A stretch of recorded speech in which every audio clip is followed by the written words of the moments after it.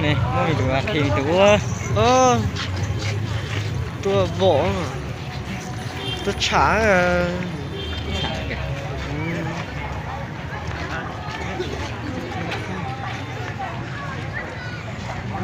nó bị chặt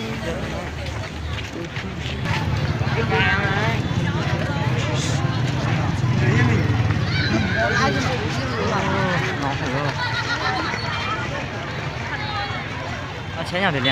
Chế nhau phần trạng.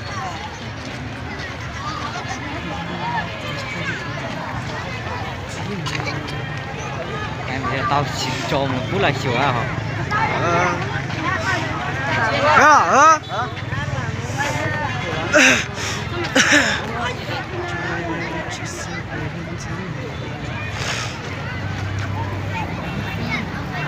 Cái tao đã thả nó cao sao?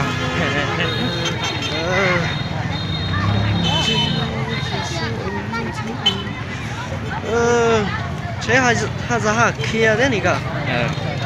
Chính thế đấy hả?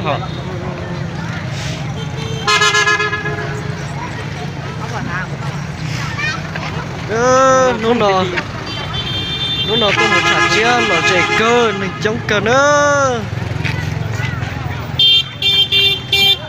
Ô chống kia nữa.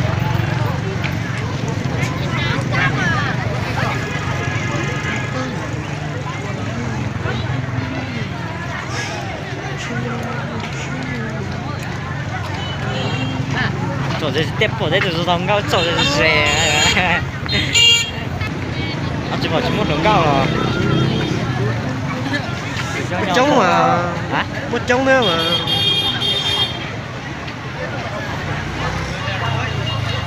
cái tường chỉ chia tao số kế nó nữa số nhà đâu hả số nhà đâu mà chỉ chọn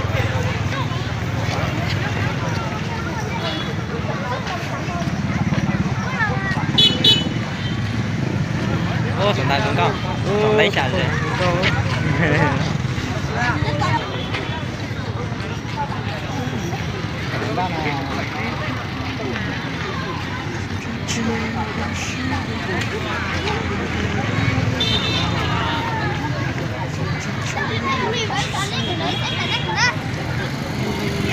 ôi tuổi rồi con lỡ mà được đấy con lỡ cho tôi một thứ cho nhiều hả cho nhiều á cho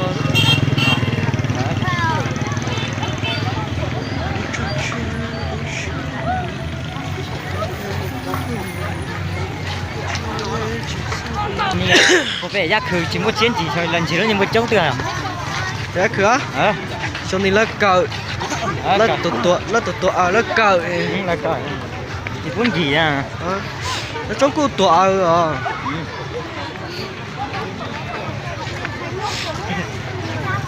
nó chỉ có một kỳ chống cô lò chứ rồi tụt đấy là nọ nó chống cô mà tha nữa cô bỏ mình chống cờ kia nữa đây nữa thanh đôi nữa lại mà một khu tả nữa thì chỉ chơi nhiều mà chỉ một khu nữa tại nó gì giờ cái nó trà chia bố rồi nó nữa thì chỉ nó nọ rồi gọi là chỉ muốn mình bỏ số cả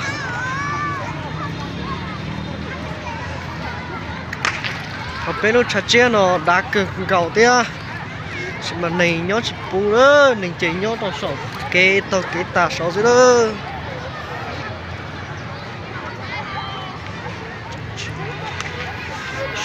chỉ nó rồi tao sổ trên mình gạo nữa cứ thì đâu quá chỉ đi không lợn luôn đấy à cho tôi thả luôn dưới à lý kìa nó thở tôi cha luôn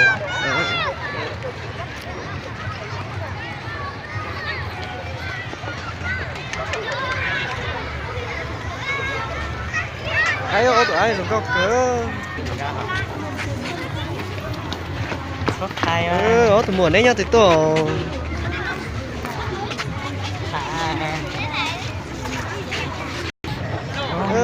một giải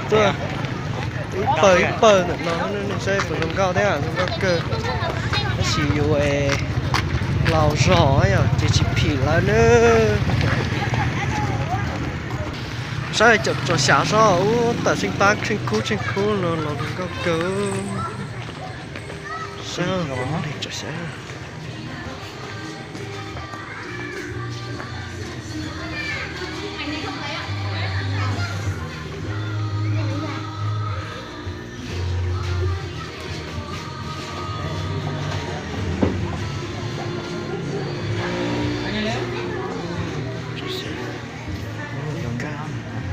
sao được vào vậy nữa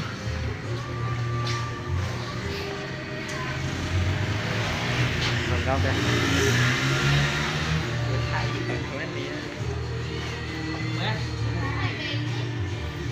hả? Một đứa ngày xưa mấy đứa các bạn chơi với nhau ấy, phim chứ, mấy đứa bạn chơi với nhau lúc bé nhưng mà lỡ để chết mất một đứa, thế là đứa đấy trở lại ấy.